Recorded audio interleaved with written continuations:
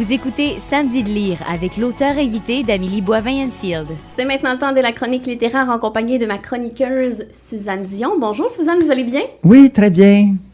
Alors on commence cette semaine avec le premier ouvrage À l'orée du verger de Tracy Chevalier. Alors ça, c'est un livre intéressant parce qu'il part de la vie de gens très simples et ça nous amène dans l'Ouest américain au moment de la colonisation. Tracy Chevalier, c'est elle qui avait écrit La jeune fille à la perle, qui a été portée au cinéma. À ce moment-là, elle était partie d'un tableau de Vermeer, puis elle nous amenait là, dans le Delphes du 17e siècle. Elle a écrit aussi un roman à partir de la tapisserie La Dame à la licorne. Et à ce moment-là, elle nous entraînait en France et en Belgique à la fin du Moyen Âge. Puis un autre livre d'elle que j'avais beaucoup aimé, qui s'appelait La dernière fugitive, où elle nous faisait connaître le chemin clandestin qui permettait à des esclaves noirs du sud des États-Unis de fuir au Canada. Alors, c'est toujours un peu ce genre de livre qu'elle nous présente, où elle part de gens simples. Parfois, il y a des personnages connus, des personnages historiques là-dedans, et elle nous fait connaître une période de l'histoire. Elle écrit aussi d'une manière très agréable. Alors, ici, il s'agit d'une famille qui est partie du Connecticut parce qu'ils n'avaient plus de terre à cultiver. Il y avait... toutes les terres étaient déjà attribuées. Ils se sont retrouvés en Ohio, dans un lieu assez inhospitalier, où l'agriculture est difficile, puis où chaque année, quelqu'un meurt des fièvres des marais. Alors, ça s'appelle Black Swamp. Alors, ça donne déjà une idée. Alors, la famille est assez dysfonctionnelle, dirions-nous aujourd'hui. Le père ne pense qu'à ses pommiers, la mère n'aime que son eau de vie, et les enfants, même jeunes, doivent travailler très fort et peuvent tout de même se faire battre par leurs parents. Alors, ça commence triste, mais le plus allumé des fils part de chez lui à 9 ans, après un incident tragique, et va explorer tout l'Ouest américain. Alors, c'est lui qu'on va suivre chez les chercheurs d'or, c'est la période de la ruée vers l'or, à travers les plaines et les montagnes. Et lui aussi va se découvrir une passion pour les arbres quand il va voir les grands redwoods et les séquoias. Alors, il y a toute une faune de personnages intéressants. On a le sentiment de pénétrer dans les villages de pionniers, de se promener sur les sentiers à cheval. Alors, j'ai beaucoup aimé. On rappelle le titre À l'orée du verger de Tracy Chevalier. Et là, on va parler de Rhapsodie française de Antoine Lorrain. Ça raconte quoi, ça? Oui, alors ça, c'est un très bon livre pour des gens qui aimeraient aller visiter la France et qui n'ont pas la possibilité de le faire actuellement. On peut lire ça. Plaisir garanti, on dirait qu'on se retrouve en France. C'est ingénieux aussi comme structure. Ça commence par une histoire d'erreur aux postes françaises, au PTT. Un type reçoit une lettre qui a été postée 33 ans auparavant. Alors, il n'avait pas changé d'adresse, donc il a reçu la lettre.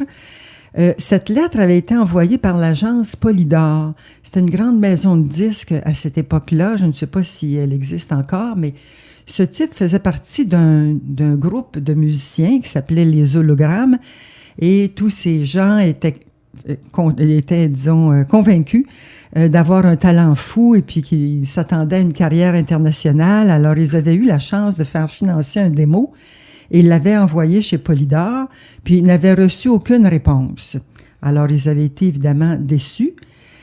C'est que la lettre était restée coincée derrière une étagère des PTT et là, en faisant des rénovations, ils l'ont retrouvée. Alors, le groupe, évidemment, entre-temps, s'était défait. Chacun était parti de son côté sans se revoir. Et là, après 33 ans, l'un d'eux, qui est devenu médecin, reçoit la lettre, les invitant à se présenter à la maison de disques parce qu'ils ont été remarqués. Alors là, il a un coup de nostalgie, se demande quelle aurait été sa vie si la lettre était arrivée.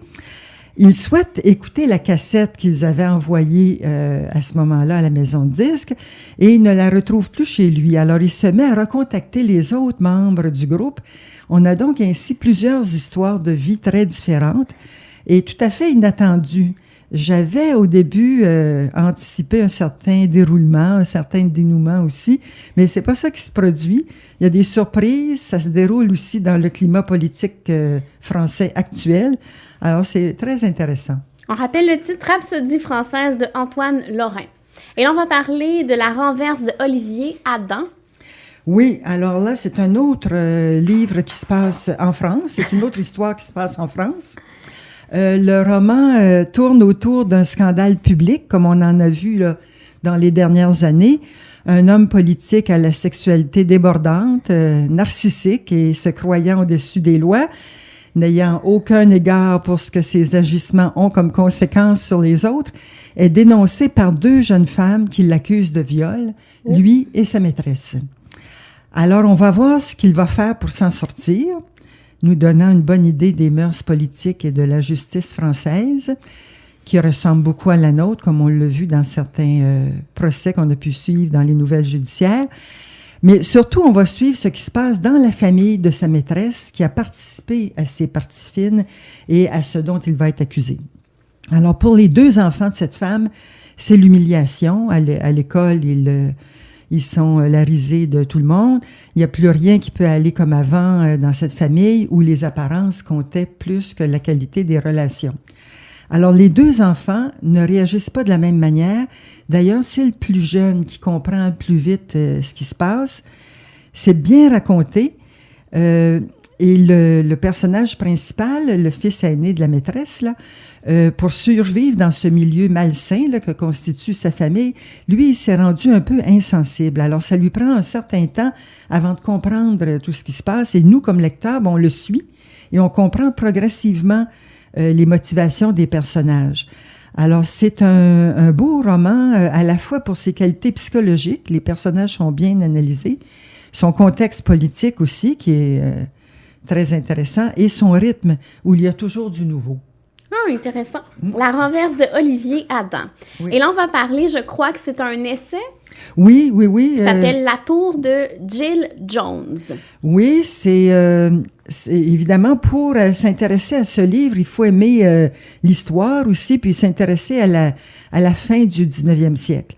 Alors, tout se passe autour de l'exposition universelle de 1889 de Paris et de la Tour Eiffel qui est construite pour cette occasion-là. Alors, on y croise bien sûr Gustave Eiffel, ingénieur exceptionnel de son temps, Thomas Edison aussi, grand inventeur américain, Buffalo Bill et son Wild West Show qui se produisent à Paris pendant l'exposition universelle avec Annie Oakley comme championne de tir. Alors, vraiment, il y a beaucoup de personnages amusants. Buffalo Bill, lui, faisait un malheur avec ses Indiens. Edison était acclamé comme maintenant on acclame un chanteur rock. La Tour Eiffel attirait des gens du monde entier. Alors, Paris, vraiment, cette année-là, était la capitale du monde. Et on apprend toutes sortes d'anecdotes sur les visiteurs de l'exposition et de la Tour Eiffel. Des rois, des potentats, des scientifiques, des artistes, des personnages célèbres se présentent là. On apprend aussi que la Tour Eiffel a été vraiment l'œuvre d'Eiffel, c'est-à-dire à la fois au plan technique, ça a été une prouesse technique, au plan aussi de sa détermination. C'est même lui qui a financé le projet. C'était déjà un ingénieur célèbre et riche à cause des ponts qu'il avait construits. Et je pense qu'à l'époque, les Français n'aimaient pas la Tour Eiffel. Non, pas du tout. C'est ça, il a fallu qu'il convainque beaucoup de gens. Et au tout début, on trouvait que c'était très bizarre, cette construction-là. On voulait même la détruire tout de suite après l'exposition. Alors lui, il a dû faire preuve de beaucoup de détermination. Alors, à ce moment-là aussi, les Américains et les Français étaient en compétition. D'abord pour la plus grande tour, pour la plus haute tour plutôt, pour les découvertes et la technologie, grande compétition, pour l'art aussi. Mais il y avait quand même entre Eiffel et Edison beaucoup d'admiration mutuelle. Alors ça, c'est intéressant aussi de voir ça. Et c'est donc un livre qui est un petit peu long dans sa structure, mais quand on s'intéresse à cette période-là de l'histoire, c'est un bon livre. C'est ça, c'est assez volumineux. Oui, c'est assez volumineux. C'est ça. Ça aurait pu être plus court, mais c'est amusant quand même de voir tout ce qui se passait à ce moment-là, de goûter un peu à l'ambiance de cette époque. Alors, rappelle le titre, La tour de Jill Jones, et on termine avec le dernier, Le vol de l'oiseau mécanique de Carrie Fagan. Ça, c'est un petit livre amusant qui se passe dans les années 30 à Toronto, dans une famille d'immigrants. Le personnage principal, c'est un petit garçon de la famille qui devient adulte sans que ses parents s'en rendent trop compte. C'est fantaisiste, c'est écrit de façon légère, bien que pas mal de choses difficiles s'y passent. Il y a de l'humour là-dedans. Ce sont 40 petits chapitres qui décrivent des scènes de vie et aussi une histoire touchante. On rappelle le titre, Le vol de l'oiseau mécanique de Carrie Fagan. Merci beaucoup, Suzanne, pour les belles suggestions. On se reparle dans un mois. Merci, au revoir.